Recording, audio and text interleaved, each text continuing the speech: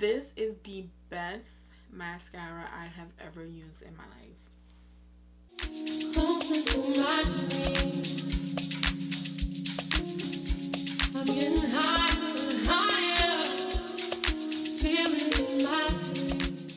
Hey y'all, welcome back to my channel. If you're new here, my name is Shanice. Welcome.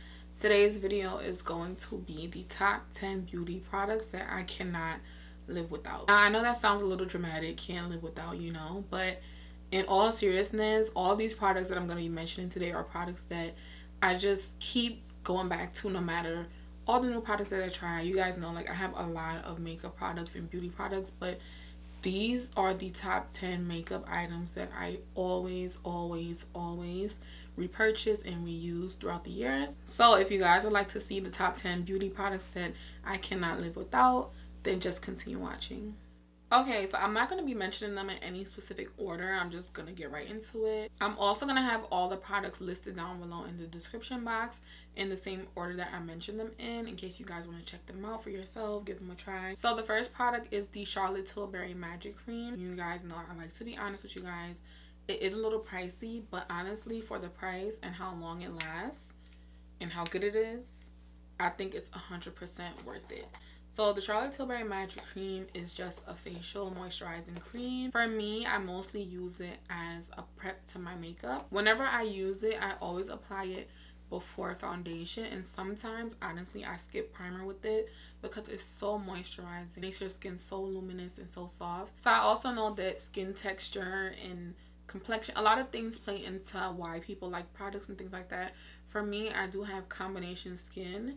I get really oily around my nose, my chin, my forehead, but I'm also dry in like this area, like the perimeter of my face.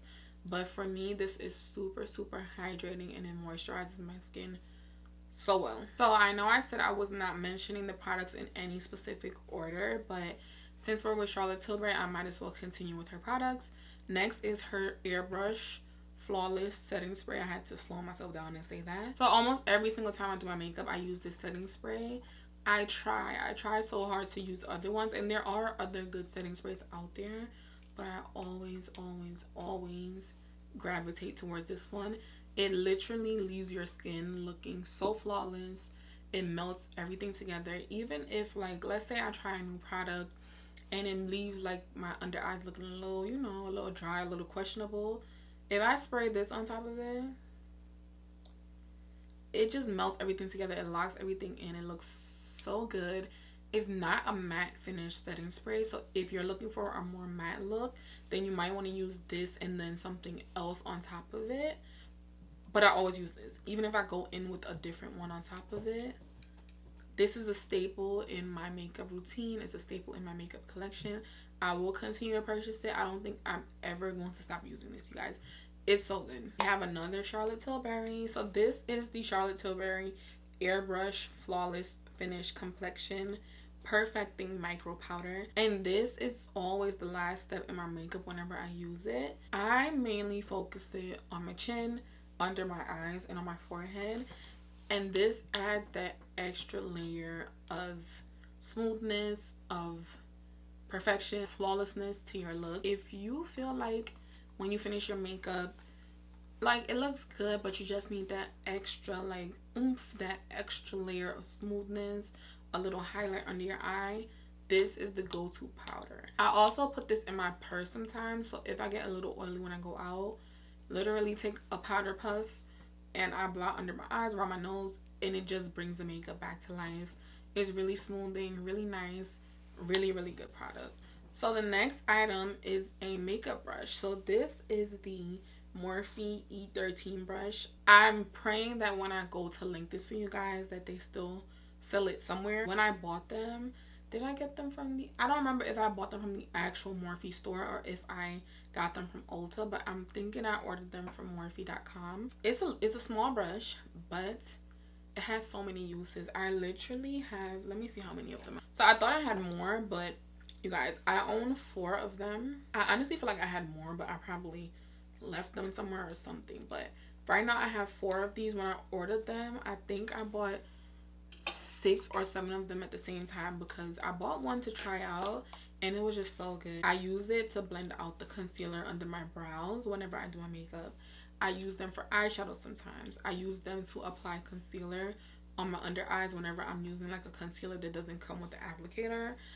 I also use it to apply my nose contour. This brush is all around just a good, small, fluffy brush. It's super fluffy. It's super nice. It works well with liquid products as well as powder products, so I just love these brushes. Sometimes when I buy makeup brushes, like the bristles start to fall off, they start to loosen. I've had them for years and they literally are the best. So next I have another setting spray, and it is the One Size On Till Dawn setting spray. I know if you guys watch any type of makeup content online, you have seen this hundreds, thousands of times, and you've heard good things about it. If you're going anywhere where you're gonna sweat, where you're gonna get wet, where you even have an inch of a doubt that your makeup is not gonna last, you gotta get this setting spray. It literally locks your makeup in.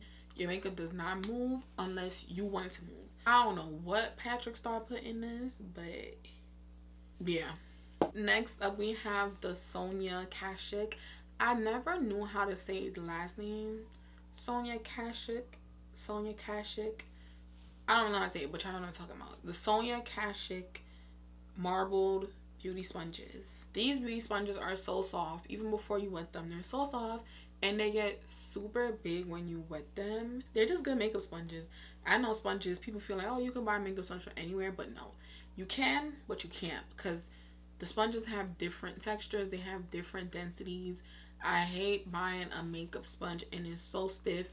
You wet it and it's so stiff still, and it's like, I need the bounce. I need the bounce and the flexibility in the sponge for it to do what it's supposed to do. The sponges come in a 2-pack, and I think they're like $7, $6-7. Super good, super affordable, and I love them so much. Next up, I have the Mercier setting powder. This packaging was like a limited edition one. That's why it has the gold cover. I could cry. Sorry, y'all. I'm a crybaby, but you guys, I remember this and another item that I'm going to mention in a little bit were one of the few makeup products that I bought when I first started doing my makeup. Was it in high school? I think it was like towards the ending of me graduating high school and going into college, and I started like, you know, actually like really getting into makeup, really getting into myself. I don't remember if like my parents gave me money or what, and I took all of it and I went and I bought a Mercier setting powder, and ever since then, when I was like what, 16, 17 years old, I've been repurchasing this because it's so good. I've used other really good setting powders, and I do have other setting powders that I like, but the Mercier setting powder is just so nostalgic. It's so good.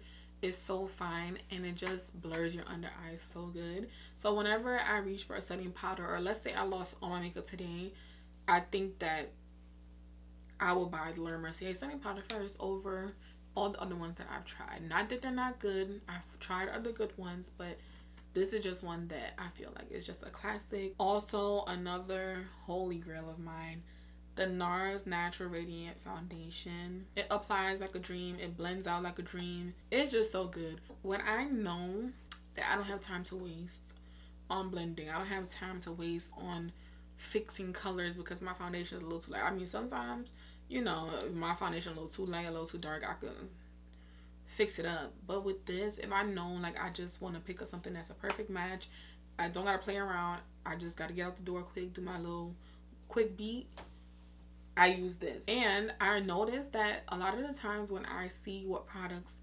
professional makeup artists use, this is almost always in their kit. So I feel like that's like a little, that's like a sign, like it's something good about it. So yeah, I love it. It's amazing. So the Benefit Badgal mascara. See, I'm gonna be a little biased on this, you guys. If any companies want to challenge me, if anybody wants to challenge me, send me some PR with some mascara, let me know. This is the best mascara I have ever used in my life. So one, it's a true black mascara. I hate when I use a mascara and it says it's black, but when I put it on, it looks more like a dark gray, like a really, really dark gray, or like it looks, I don't know how to explain, like it doesn't look like a true black. This mascara is a true black mascara. The applicator is not like hairs.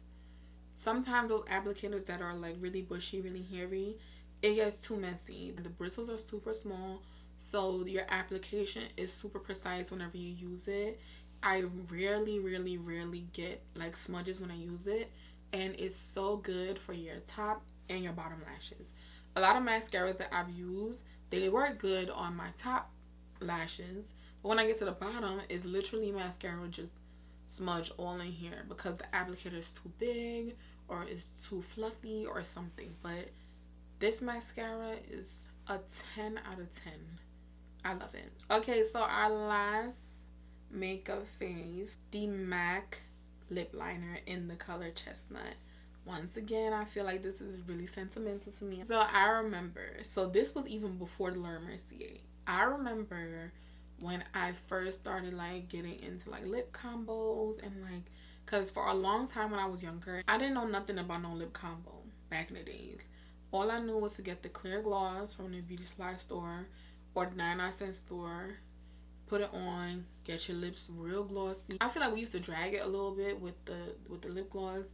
Sometimes I used to, anyways, that's all I knew. But when I started to see the YouTubers and the makeup artists on like social media, and I saw like they was lining your lips with like the brown liner, and then I was like, wait, this is unlocking a whole new level of makeup now. So I remember I have to ask my mom if she remembers this. So I literally begged my mom because I found out that M.A.C sold makeup too. I'm like, what? So I begged my mom, literally begged her, and I said, can you please, I just want one thing from M.A.C's. Please. I begged her for weeks, and she finally was like, you know what? Sure. I got the lip liner in the color Chestnut, and I've been repurchasing it ever since.